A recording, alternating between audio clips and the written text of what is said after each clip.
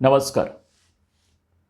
कवितेचं नाव आहे मी हल्ली पुस्तकं नाही माणसंच वाचतोय.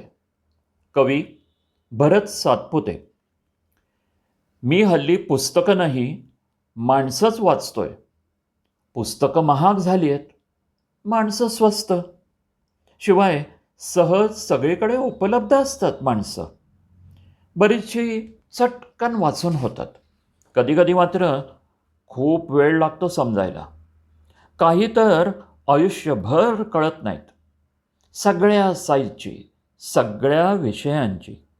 छोटी माणसं, मोठी माणसं, चांगली माणसं, खोटी माणसं, आपली माणसं, दूरची माणसं, दूर गेलेली माणसं, जवळची माणसं, दुःखी माणसं, कष्टी माणसं, कोरडी माणसं, उष्टी माणसं, बोलकी, बडबडी, बोलघेवडी माणसं, निमग्न, तिरसट, मुडी माणसं, पाठीवर थाप मारणारी, हातावर टाळ्या मागणारी, थरथरत्या हातानं घट्ट धरून ठेवणारी, मोजकं बोलणारी कविता माणसंच, कादंबरीभर व्यथा माणसं, सतत प्रसिद्धीसाठी धडपडणारी माणसं, मोठे कार्य करूनही पडदाड राहणारी माणसं, दुसऱ्याचं बोट धरून वर जाणारी माणसं, वरती जाताच त्यांना विसरणारी माणसं.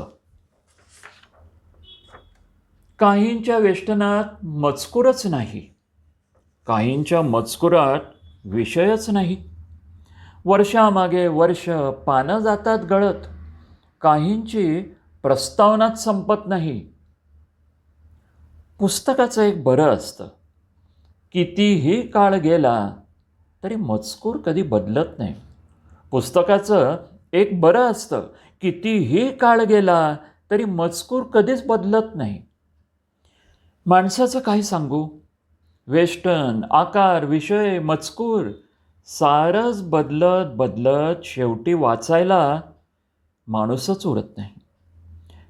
तरीही शब्द शब्द वाचतो मी माणसं, पानापानातून वेचतो मी माणसं. धन्यवाद. कवी भरत सातपुते. वाचन संजय इनामदार.